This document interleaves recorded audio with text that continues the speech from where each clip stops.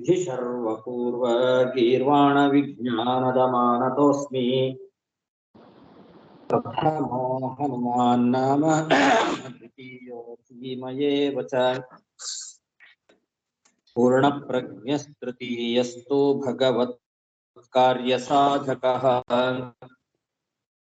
बुद्धिर्बलं यशोधैर्यं निर्भयत्वम् अरोगता अजाड्यं वाक्पटुत्वं च हनूमत् स्मरणात् भवेत् पृथ्वीमण्डलमध्यस्थाः पूर्णबोधमतानुगाः वैष्णवा विष्णुहृदयाः तान्नमस्ये गुरुन् मम जन्माद्यस्य यतोन्मयादितरतश्चार्थेष्वभिज्ञस्वराट् तेने ब्रह्महृदाय आदिकवये मुह्यन्ति यं सूरयः तेजो वारिमृदां यथा विनिमयो यत्र त्रिसर्गो मृषा धाम्ना स्वेन सदा निरस्तकुहकं सत्यं परं धीमहि सृष्टिस्थित्यप्येहा नियतिदृशितमो बन्धमोक्षाश्च यस्मात् अस्य श्रीब्रह्मरुद्रप्रभृतिसुरनरद्वीषशत्रुत्मकस्य विष्णोर्व्यस्ताः समस्ताः सकलगुणनिधिः सर्वदोषव्यपेतः पूर्णानन्दो यो गुरुरपि परमः चिन्तयेतं महान्तम् यं प्रव्रजन्तमनुपेतमपेतकृत्यं द्वैपायनो विरहकातर आजुहाव पुत्रेति तन्मयतया तरवोऽपि नेदुः तं सर्वभूतहृदयं मुनिमानतोऽस्मि श्रीगुरुभ्यो नमः हरिः ओम् ಶ್ರೀಮದ್ಭಾಗವತದ ಚತುರ್ಥ ಸ್ಕಂಧದ 4ನೇ ಅಧ್ಯಾಯದಲ್ಲಿ ಇವತ್ತು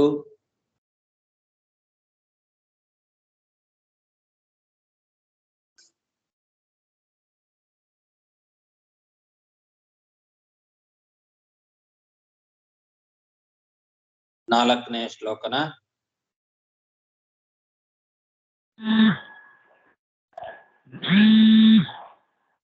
ಹೌದಾಚಾರ್ಯ 4ನೇ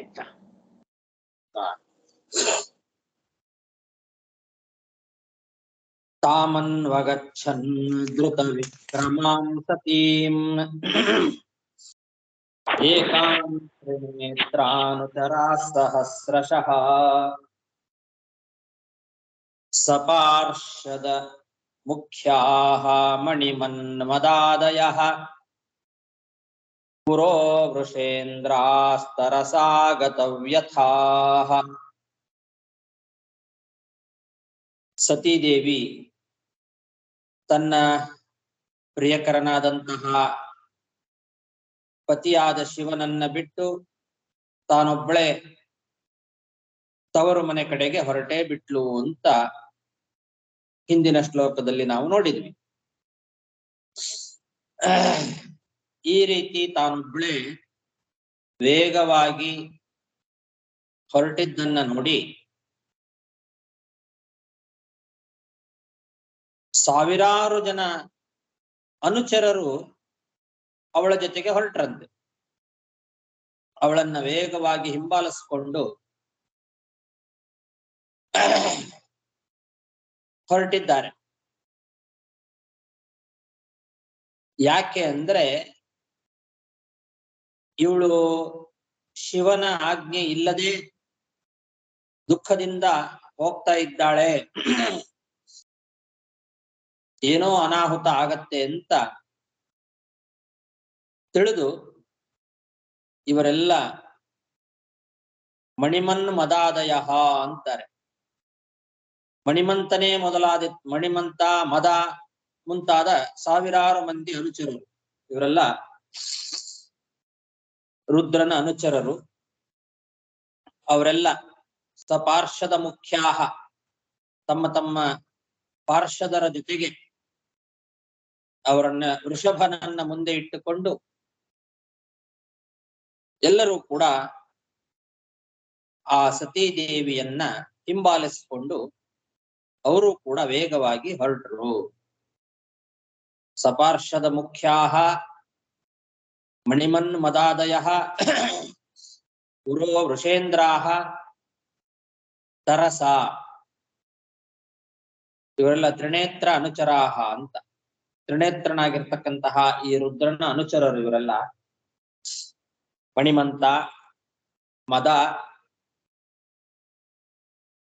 ಮೊದಲಾದ ಸಹಸ್ರಶಃ ಸಾವಿರಾರು ಮಂದಿ. ಮುಂದೆ ವೃಷೇಂದ್ರ, ವೃಷಭ ಇದ್ದಾನೆ, ಅವನು ಪ್ರಧಾನ.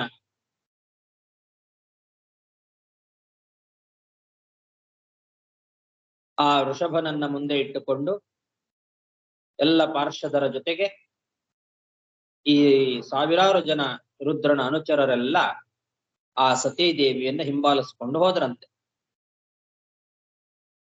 ತಾಮನ್ವಗಚ್ಚನ್ ಧೃತ ವಿಕ್ರಮಾಂ ಸತೀಂ ಏಕಾಂ ತ್ರಿನೇತ್ರಾನುಚರಾ ಸಹಸ್ರಶಃ ಸಪಾರ್ಷದ ಮುಖ್ಯಾ ಮಣಿಮನ್ಮದಾದಯಃ ಪುರೋ ವೃಷೇಂದ್ರಾಸ್ತರಸಾ ಗತವ್ಯಥಾಃ.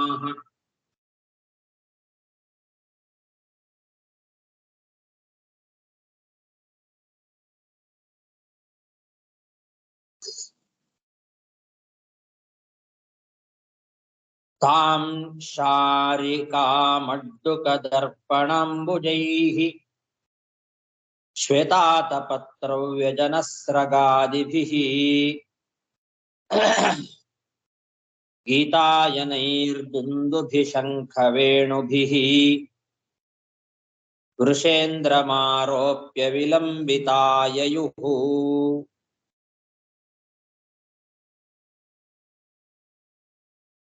ಈ ರೀತಿ ಆ ಸತೀದೇವಿಯನ್ನ ಹಿಂಬಾಲಿಸಿಕೊಂಡು ಹೋಗಿರ್ತಕ್ಕಂತಹ ಈ ಎಲ್ಲ ಅನುಚರರು ಸತೀದೇವಿಯನ್ನ ವೃಷಭದ ಮೇಲೆ ಕೂಡಿಸಿದ್ರಂತೆ.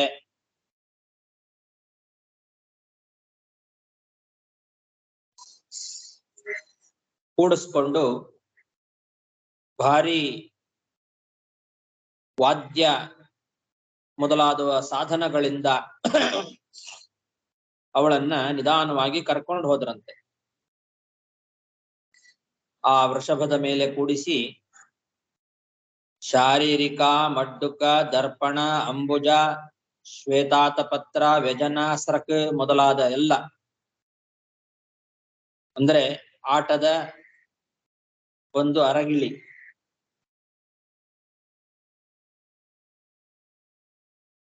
ಅವಳು ವೇಗವಾಗಿ ಹೋಗ್ತಾ ಇದ್ಲು. ಅವಳನ್ನ ಆ ವೃಷಭದ ಮೇಲೆ ಕೂಡಿಸಿದ್ರು. ಶಾರಿಕಾ ಅಂತ ಇದೆ, ಸಾರಿಕಾ ಅಂತ ಕೂಡ ಪಾಠ ಇದೆ. ಸಾರಿಕಾ ಅಥವಾ ಶಾರಿಕಾ ಅಂತಂದ್ರೆ ಆಟವಾಡುವ ಒಂದು ಗಿಳಿ, ಆಟಕ್ಕೋಸ್ಕರ ಇಟ್ಕೊಂಡಿರ್ತಕ್ಕಂತಹ ಗಿಳಿಯನ್ನ ಸಾರಿಕಾ ಅಥವಾ ಶಾರಿಕಾ ಅಂತ ಕರೀತಾರೆ. ಕ್ರೀಡಾಶುಕಿ ಹೆಣ್ಣು ಗಿಳಿ ಆಟಕ್ಕೋಸ್ಕರ ಇರ್ತಕ್ಕಂಥದ್ದು, ಅದನ್ನ ಜೊತೆಯಲ್ಲಿ ಇಟ್ಟು. ಆಮೇಲೆ ಮಡ್ಡುಕ, ಮಡ್ಡುಕ ಅಂತ ಕೂಡ ಇದೆ, ಮಂಡುಕ ಅಂತ ಕೂಡ ಪಾಠ ಇದೆ. ಅದು ಒಂದು ನೀರಿನಲ್ಲಿ ಆಟ ಆಡುವ ಒಂದು ವಾದ್ಯ, ನೀರಿನ ಒಳಗೆ ಶಬ್ದ ಮಾಡ್ತಕ್ಕಂತಹ ಒಂದು ಆಟ ಅದು. ಅದನ್ನ ಮಡ್ಡುಕ ಅಥವಾ ಮಂಡುಕ ಅಂತ ಕರೀತಾರೆ. ಜಲಕ್ರೀಡಾ ವಾದ್ಯ, ಅದನ್ನ ಮಂಡುಕ ಅಥವಾ ಮಂಡುಕ ಅಂತ. ಆಮೇಲೆ ದರ್ಪಣ ಅಂದ್ರೆ ಕನ್ನಡಿ, ಗೊತ್ತೇ ಇದೆ. ಅಂಬುಜ ಅಂದ್ರೆ ಕಮಲ. ಶ್ವೇತಾತ ಪತ್ರ ಬಿಳಿಯಾಗಿರ್ತಕ್ಕಂತಹ ಬೀಸಣಿಕೆ, ಬಿಳಿ ಕೊಡೆ. ಬೀಸಣಿಕೆ ವ್ಯಜನ ಅಂದ್ರೆ ಬೀಸಣಿಕೆ. ಶ್ವೇತಾತ ಪತ್ರ ಅಂದ್ರೆ ಬಿಳಿಯಾದ ಕೊಡೆ, ಮೇಲೆ ಹಿಡಿತಕ್ಕಂಥದ್ದು. ವ್ಯಜನ ಅಂದ್ರೆ ಬೀಸಣಿಕೆ. ಸ್ರಕ್ ಅಂದ್ರೆ ಮಾಲೆ, ಇವುಗಳಿಂದ ಅಂತ. ಸಾರಿಕಾ, ಮಂಡುಕ, ದರ್ಪಣ, ಅಂಬುಜ, ಶ್ವೇತಾತಪತ್ರ, ವ್ಯಜನ, ಸ್ರಕ್ ಆದಿಭಿ ಇವೇ ಮೊದಲಾದವುಗಳಿಂದ ಆ ಇದರ ಮೇಲೆ ಕೂಡಿಸಿದ್ದಾರೆ. ಅವಳನ್ನ ವೃಷಭದ ಮೇಲೆ ಕೂತಿದ್ದಾಳೆ. ಜೊತೆಗೆ ಆಟದ ಅರಗಿಳಿ, ನೀರಾಟದ ವಾದ್ಯ, ಕನ್ನಡಿ, ಕಮಲ, ಬಿಳಿಯಾದ ಕೊಡೆ, ಬೀಸಣಿಕೆ, ಮಾಲೆ ಮೊದಲಾದವುಗಳಿಂದ ಅವಳನ್ನ ನಿಧಾನವಾಗಿ ಕರ್ಕೊಂಡು ಹೋಗ್ತಾ ಇದ್ದಾರೆ. ಗೀತಾಯನೈಹಿ ದುಂದುಭಿ ಶಂಖ ವೇಣುಭಿಹಿ ಅಂತ. ಗೀತಾಯನ ಅಂದ್ರೆ ಗಾನ ಸಾಧನಗಳಾಗಿರ್ತಕ್ಕಂತಹ ದುಂದುಭಿ, ಶಂಖ, ವೇಣು ಇವುಗಳ ಜೊತೆಗೆ ಕರ್ಕೊಂಡು ಹೋದರು. ನಗಾರಿ, ಶಂಖ, ಕೊಳಲು ಮೊದಲಾದವುಗಳಿಂದ ಅವುಗಳನ್ನ ಶಬ್ದ ಮಾಡ್ತಾ ಅವಳನ್ನ ಮೆರವಣಿಗೆ ರೂಪದಲ್ಲಿ ನಿಧಾನವಾಗಿ ಕರ್ಕೊಂಡು ಹೋದ್ರಂತೆ.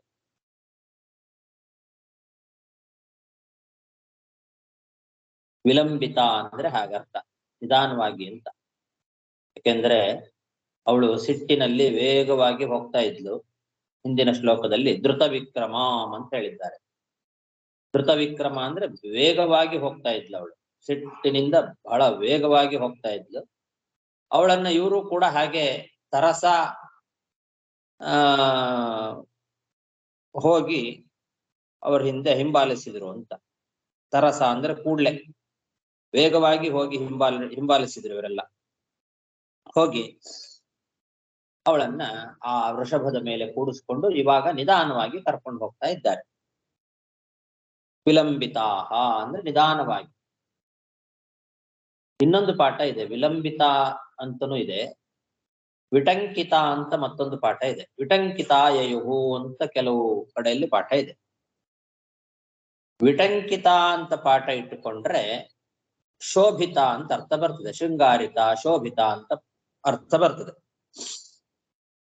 ಆವಾಗ ಒಳ್ಳೆ ಶೋಭಾಯಮಾನವಾಗಿತ್ತು ಇದೆಲ್ಲ ನೋಡ್ಲಿಕ್ಕೆ.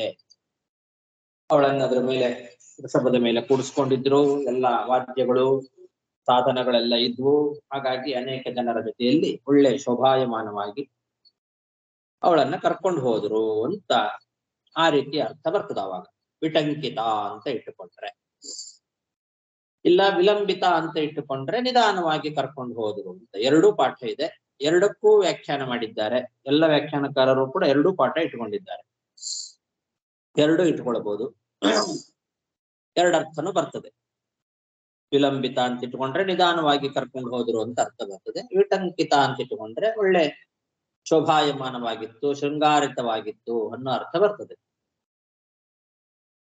ಹೀಗೆ ಆ ಸತೀ ದೇವಿಯನ್ನ ಇವರೆಲ್ಲ ಸೇರಿ ಒಳ್ಳೆ ಮೆರವಣಿಗೆಯಲ್ಲಿ ಕರ್ಕೊಂಡು ಹೋಗ್ತಾ ಇದ್ದಾರೆ.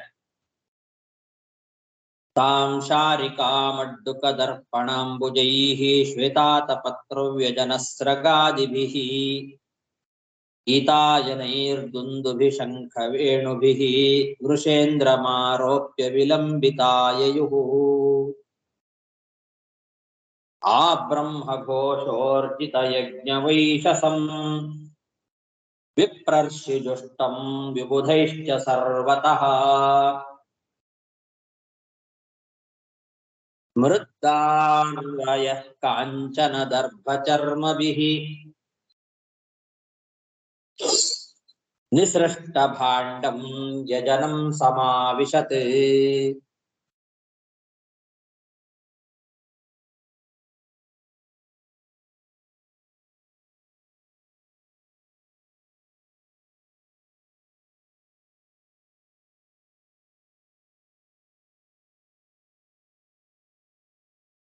ಈಗ ಅವಳಿಗೆ ಸ್ವಲ್ಪ ಸಮಾಧಾನ ಆದಂಗಾಯ್ತು.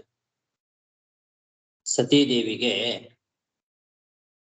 ಗಂಡ ಬರ್ಲಿಲ್ಲ, ಅವಳಿಗೆ ಸಿಟ್ಟು ಬಂದು ಬಹಳ ವೇಗವಾಗಿ ಹೊರಟಿದ್ಲು. ಆದ್ರೆ ಜೊತೆಗೆ ಇವರೆಲ್ಲ ಬಂದ್ರಲ್ಲ, ಇವ್ರನ್ನೆಲ್ಲ ಗಂಡನೇ ಕಳಿಸಿಕೊಟ್ಟಿದ್ದಾನೆ ಅಂತ ಅವಳಿಗೆ ಗೊತ್ತಾಯ್ತು. ತಾನು ಬರದೇ ಇದ್ರೂ ಕೂಡ ತನ್ನ ಅನುಚರರನ್ನ ಈ ರೀತಿ ಕಳಿಸಿಕೊಟ್ಟಿದ್ದಾನೆ ಅಂತ ಹೇಳಿ ಸ್ವಲ್ಪ ಅವಳಿಗೆ ಮನಸ್ಸು ಸಮಾಧಾನ ಆಗಿದೆ ಅಂತ ವಿಜಯಧ್ವಜ ತೀರ್ಥರು ಬರಿತಾ ಇದ್ದಾರೆ.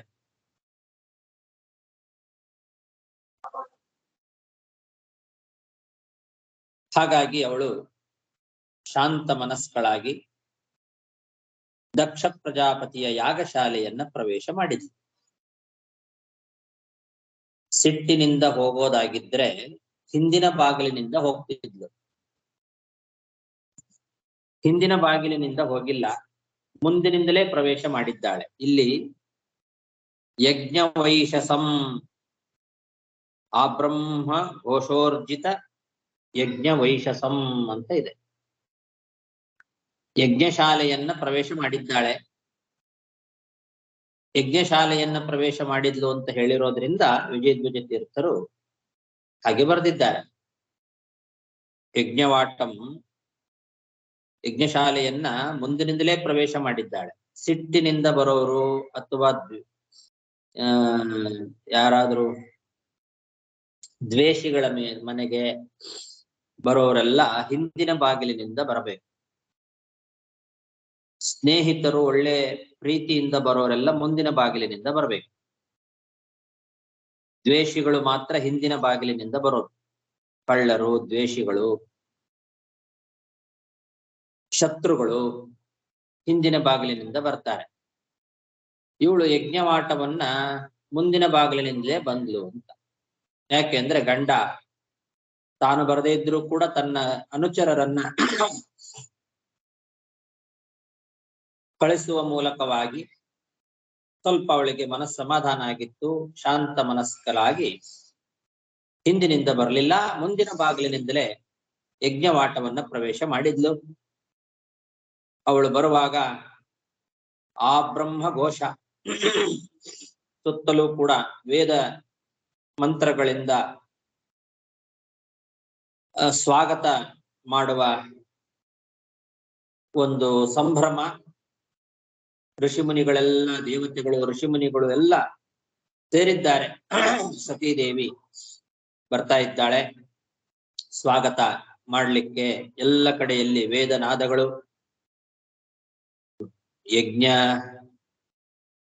ಮಂಟಪದಲ್ಲೇನೆ ಎಲ್ಲ ಕಡೆಯಲ್ಲಿ ವೇದ ಧ್ವನಿಗಳಿಂದ ತುಂಬಿದೆ. ಯಾಗದ ಪಶು ವಿಶಸನಗಳು ಎಲ್ಲ ನಡೆದಿದ್ದಾವೆ. ಅಂತಹ ಒಂದು ಯಜ್ಞ ಮಂಟಪವನ್ನ ಅವಳು ಪ್ರವೇಶ ಮಾಡ್ತಾ ಇದ್ದಾಳೆ. ಒಳಗೆ ನೋಡಿದರೆ ಯಜ್ಞ ಮಂಟಪದಲ್ಲಿ ನಾನಾ ವಿಧವಾದಂತಹ ಯಜ್ಞದ ಪಾತ್ರೆಗಳು, ಮರ, ಮಣ್ಣು, ಕಬ್ಬಿಣ, ಬಂಗಾರ, ದರ್ಬೆ, ಚರ್ಮ ಮೊದಲಾದವುಗಳಿಂದ ಮಾಡಿದ ಯಜ್ಞ ಪಾತ್ರೆಗಳು ಕಂಡು ಬರ್ತಾ ಇದ್ದಾವೆ.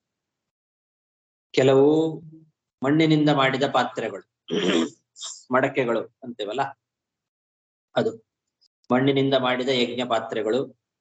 ಕೆಲವು ಮರಗಳಿಂದ ಮಾಡಿದ ಯಜ್ಞ ಪಾತ್ರೆಗಳು, ಕಟ್ಟಿಗೆಯಿಂದ ಮಾಡಿದ್ದು ಪಾತ್ರೆಗಳು. ಕೆಲವು ಕಬ್ಬಿಣದ ಪಾತ್ರೆಗಳು, ಕೆಲವು ಬಂಗಾರದ ಪಾತ್ರೆಗಳು, ಕೆಲವು ದರ್ಭೆಗಳಿಂದಲೇ ಪಾತ್ರೆಗಳನ್ನ ಮಾಡಿದ್ದಾರೆ, ಕೆಲವನ್ನ ಚರ್ಮಗಳಿಂದ ಮಾಡಿದ್ದಾರೆ. ಹೀಗೆ ನಾನಾ ವಿಧವಾದ ಯಜ್ಞ ಪಾತ್ರೆಗಳೆಲ್ಲ ಅಲ್ಲಲ್ಲಿ ಕಂಡು ಬರ್ತಾ ಇದ್ವು ಆ ಯಜ್ಞ ಮಂಟಪದಲ್ಲಿ. ಮೃದ್ದಾರ್ ವಯಃ ಕಾಂಚನ ದರ್ಭ ಚರ್ಮಭಿಹಿ ನಿಸೃಷ್ಟ ಭಾಂಡಂ ಅಂತ.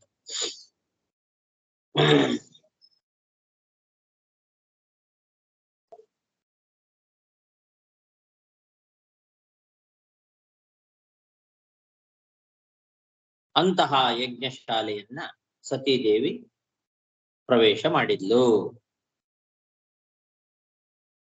ಆ ಬ್ರಹ್ಮ ಘೋಷೋರ್ಜಿತ ಯಜ್ಞ ವೈಶಸಂ ವಿಪ್ರರ್ಷಿ ಜುಷ್ಟಂ ವಿಬುಧೈಶ್ಚ ಸರ್ವತಃ ಮೃದ್ದಾರ್ವಯ ಕಾಂಚನ ದರ್ಭ ಚರ್ಮಭಿಃ ನಿಸೃಷ್ಟ ಭಾಂಡಂ ಯಜನಂ ಸಮಾವಿಶತೆ ತಾಮಾಗತಾಂ ತತ್ರ ನ ಕಶ್ಚನಾದ್ರಿಯತೆ ವಿಮಾನಿತಾಂ ಯಜ್ಞಕೃತೋ ಭಯಾಜ್ಜನಃ ಋತೆ ಸ್ವಸಾರೋ ಜನನೀಂ ಚ ಸಾದರಾಃ ಪ್ರೇಮಾಶ್ರುಕಂಠ್ಯಃ ಪರಿಷಸ್ವಜುರ್ಮುದಾ.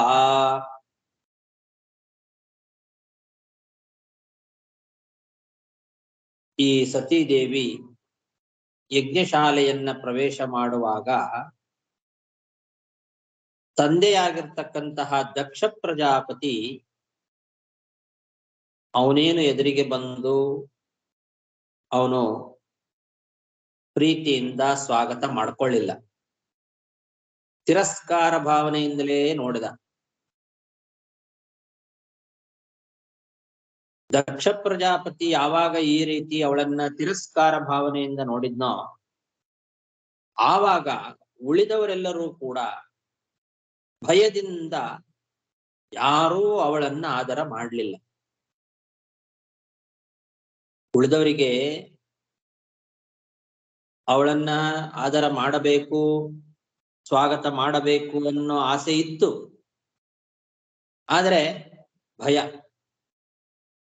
ಭಯಾಜ್ಜನಃ ಅಂತ ಹೇಳ್ತಾ ಇದ್ದಾರೆ. ಭಯ ಅವರಿಗೆ. ಯಾಕೆಂದ್ರೆ ಇವಾಗ ಅವರೆಲ್ಲ ಬಂದದ್ದು ದಕ್ಷನ ಯಜ್ಞ ಮಂಟಪಕ್ಕೆ. ದಕ್ಷ ಯಜ್ಞ ಮಾಡ್ತಾ ಇದ್ದಾನೆ, ಅವನೇ ತಿರಸ್ಕಾರ ಮಾಡ್ತಾ ಇದ್ದಾನೆ ಬೇಕಂತಲೇ. ಹೀಗಿರುವಾಗ ನಾವು ಏನಾದರೂ ಅವಳಿಗೆ ಉಪಚಾರ ಮಾಡಿದ್ರೆ ನಮ್ಮ ಮೇಲೆ ಎಲ್ಲಿ ಕೋಪಗೊಳ್ತಾನೋ ಏನೋ ದಕ್ಷ ಅಂತ ಭಯ. ಆ ಭಯದಿಂದ ಉಳಿದವರು ಕೂಡ ದೂರ ಸರಿದು ಬಿಟ್ರು. ಅವಳಿಗೆ ಯಾರು ಆದರ ಮಾಡಲಿಲ್ಲ, ಜನಗಳು.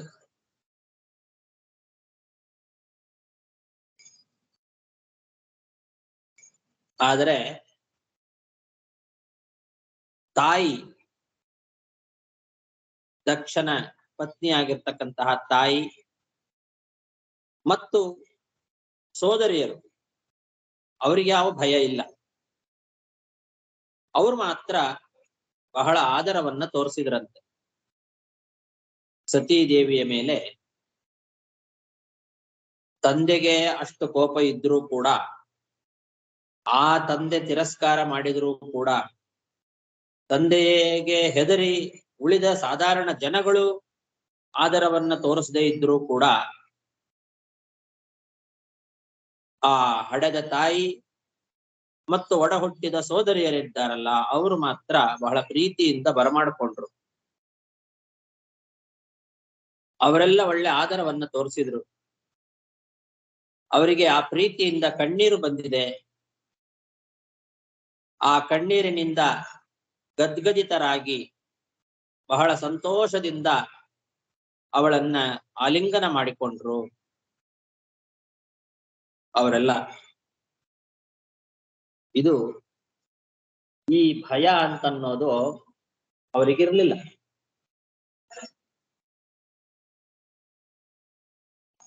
ಒಡ ಹುಟ್ಟಿದ ಅಕ್ಕ ತಂಗಿಯರಿಗೆ ಪ್ರೀತಿ ಏನಿರ್ತದೆ, ತಾಯಿಯ ಪ್ರೀತಿ, ಒಡ ಹುಟ್ಟಿದ ಅಕ್ಕ ತಂಗಿಯರ ಪ್ರೀತಿ, ಅದರ ಮುಂದೆ ತಂದೆ ಎಷ್ಟೇ ಕೋಪ ಮಾಡಿದರೂ ಕೂಡ ಅದನ್ನ ಅವರು ಲೆಕ್ಕಕ್ಕೆ ತಗೊಳ್ಳೋದಿಲ್ಲ.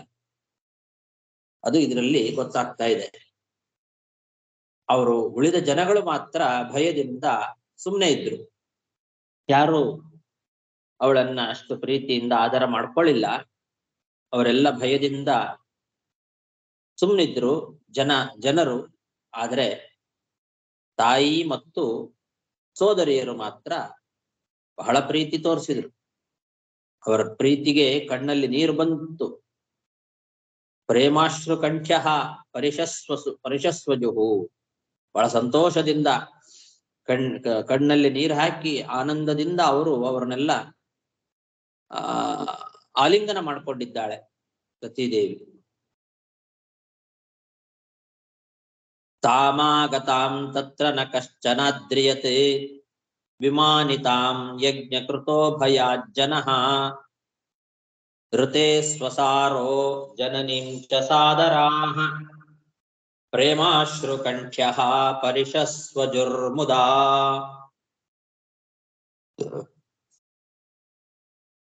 ಸೌಂದರ್ಯ ಸಂಪ್ರಶ್ನ ಸಮರ್ಥವಾರ್ತಯ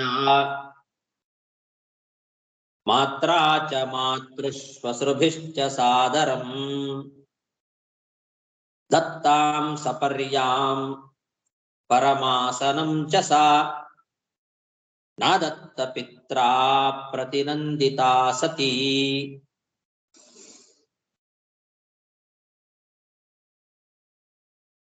ತಾಯಿ ಮತ್ತೆ ಚಿಕ್ಕಮ್ಮ ದೊಡ್ಡಮ್ಮಂದಿರು ಅವರೆಲ್ಲ ಬಹಳ ಪ್ರೀತಿಯಿಂದ ಮಾತಾಡಿಸ್ತಾ ಇದ್ದಾರೆ. ಕುಶಲ ಪ್ರಶ್ನೆಯನ್ನ ಮಾಡಿದ್ರು, ಒಳ್ಳೊಳ್ಳೆ ಮಾತುಗಳನ್ನ ಆಡಿಸಿದ್ರು, ಆದರದಿಂದ ಒಳ್ಳೆ ಸತ್ಕಾರವನ್ನ ಮಾಡಿದ್ರು, ಒಳ್ಳೆ ಆಸನವನ್ನ ಕೊಟ್ರು ಕೂಡ್ಲಿಕ್ಕೆ. ಇಷ್ಟೆಲ್ಲಾ ಮಾಡಿದ್ರು ಕೂಡ ಅವಳು ಅದ್ಯಾವುದನ್ನು ಸ್ವೀಕಾರ ಮಾಡಲಿಲ್ಲ ಅಂತ ಹೇಳ್ತಾ ಇದ್ದಾರೆ. ಯಾಕೆ ಅಂದ್ರೆ ನನಗೆ ಅಪ್ಪ ಆದರ ಮಾಡಲಿಲ್ಲ ಅಂತ. ನಾದತ್ತ ಪಿತ್ರ ಅಪ್ರತಿನಂದಿತ ಸತಿ. ಪಿತ್ರ ಅಪ್ರತಿನಂದಿತ, ತಂದೆ ಆದರ ಮಾಡಲಿಲ್ಲ ಅನ್ನೋ ಒಂದೇ ಒಂದು ಕಾರಣದಿಂದ ಇವರೆಲ್ಲ ಮಾಡಿದ ಆದರವನ್ನ ಅವಳು ಸ್ವೀಕಾರ ಮಾಡಲಿಲ್ಲಂತೆ. ಇವರೆಲ್ಲ ಪ್ರೀತಿಯಿಂದಲೇ ಮಾಡಿದ್ದಾರೆ, ಬೇಕಾದಷ್ಟು ಪ್ರೀತಿಯಿಂದ ಅವಳಿಗೆ ಸತ್ಕಾರ ಮಾಡಿದ್ರು, ಒಳ್ಳೆ ಮಾತಾಡಿದ್ರು, ಕುಶಲ ಪ್ರಶ್ನೆ ಮಾಡಿದ್ರು, ಒಳ್ಳೆ ಆಸನವನ್ನು ಕೊಟ್ಟರು. ಅದ್ಯಾವುದು ಸ್ವೀಕಾರ ಮಾಡಲಿಲ್ಲ ಅವಳು, ಬೇಡ ಅಂದ್ಲು. ಯಾಕೆ ಅಂದ್ರೆ ಪಿತ್ರ ಅಪ್ರತಿನಂದಿತ, ತಂದೆ ಆದರ ಮಾಡಲಿಲ್ಲ, ಆದ್ರಿಂದ ಇದು ಯಾವುದನ್ನು ಅವಳು ಸ್ವೀಕಾರ ಮಾಡಲಿಲ್ಲ.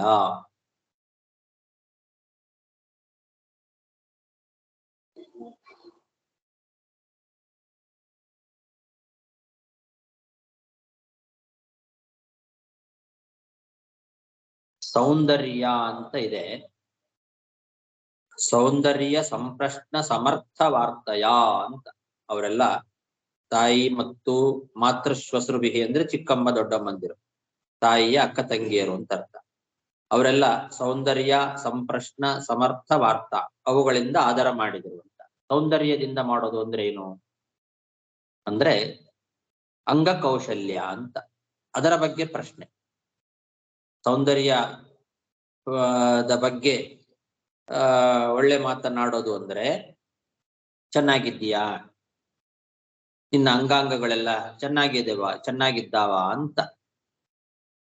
ಆ ರೀತಿ ಅಂಗಕೌಶಲ್ಯದ ಬಗ್ಗೆ ತದ್ವಿಷಯಕವಾದ ಪ್ರಶ್ನೆ, ಅದನ್ನ ಸೌಂದರ್ಯ ಪ್ರಶ್ನೆ ಅಂತ ಕರೀತಾರೆ. ಸೌಂದರ್ಯ ಸಂಪ್ರಶ್ನ ಅನ್ನೋ ಶಬ್ದಕ್ಕೆ ಹಾಗರ್ಥ. ಅಥವಾ ಇನ್ನೊಂದು ಪಾಠ ಇದೆ, ಸೌಂದರ್ಯ ಸಂಪ್ರಶ್ನ ಅಂತ ಕೂಡ ಪಾಠ ಇದೆ. ಸೌಂದರ್ಯ ಅನ್ನೋದರ ಬದಲು ಸೌಂದರ್ಯ ಅಂತ ಪಾಠ, ಆ ಪಾಠವನ್ನು ಇಟ್ಟುಕೊಂಡಿದ್ದಾರೆ. ಸೌಂದರ್ಯ ವಿಷಯಕವಾದ ಪ್ರಶ್ನೆ ಅಂತ. ಸೌಂದರ್ಯ ವಿಷಯಕವಾದ ಪ್ರಶ್ನೆ ಅಂದ್ರೆ ಏನು ಅಂದ್ರೆ ಅದನ್ನ ಸೌಂದರ್ಯ ಅನ್ನೋದನ್ನ ಸೋದರ್ಯ ವಿಷಯಕವಾದ ಪ್ರಶ್ನೆ ಹಾಗೆ ಇಟ್ಟುಕೊಳ್ಳಬೇಕು. ಅಕ್ಕ ತಂಗಿಯರೆಲ್ಲರೂ ಕೂಡ ಅವರು ಚೆನ್ನಾಗಿ ಮಾತಾಡಿಸಿದ್ರು ಅಂತ ಅರ್ಥ ಬರ್ತದೆ. ಹೀಗೆ ಅವಳ ಯೋಗಕ್ಷೇಮದ ಬಗ್ಗೆ ಎಲ್ಲರೂ ಕೂಡ ಚೆನ್ನಾಗಿ ಪ್ರಶ್ನೆ ಮಾಡಿದ್ರು ಅಂತ ಅರ್ಥ. ಕುಶಲ ಪ್ರಶ್ನೆ, ಕುಶಲ ವಾರ್ತೆ, ಒಳ್ಳೆ ಮಾತುಗಳು, ಆದರವಾದ ಮಾತುಗಳು, ಅದನ್ನೆಲ್ಲ ಮಾಡಿದ್ರು. ಆಮೇಲೆ ಪರಮಾಸನಂ ಅಂದ್ರೆ ಉತ್ತಮವಾದ ಆಸನವನ್ನು ಕೊಟ್ಟರು. ಸಪರ್ಯಾಂ ಸತ್ಕಾರ ಮಾಡಿದ್ರು. ಆದರೂ ಅವಳು ನಾದತ್ತ, ಅದನ್ನ ಸ್ವೀಕಾರ ಮಾಡಲಿಲ್ಲ. ಸೌಂದರ್ಯ ಸಂಪ್ರಶ್ನ ಸಮರ್ಥ ವಾರ್ತಯ ಮಾತ್ರಾ ಚ ಮಾತೃಶ್ವಸೃಭಿಶ್ಚ ಸಾದರಂ ದತ್ತಾಂ ಸಪರ್ಯಾಂ ಪರಮಾಸನಂ ಚ ಸಾ ನಾದತ್ತ ಪಿತ್ರಾ ಪ್ರತಿನಂದಿತಾ ಸತಿ.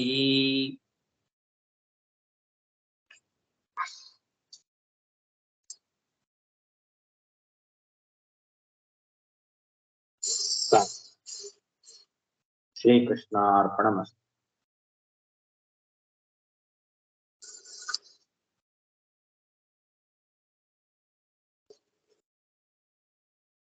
8 ಶ್ಲೋಕ ಆಯ್ತು.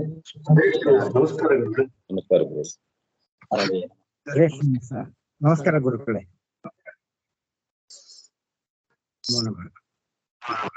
ನಮಸ್ಕಾರ ಆಚಾರ್ಯ. ನಮಸ್ಕಾರ ಆಚಾರ್ಯ. ಹರೀಶ್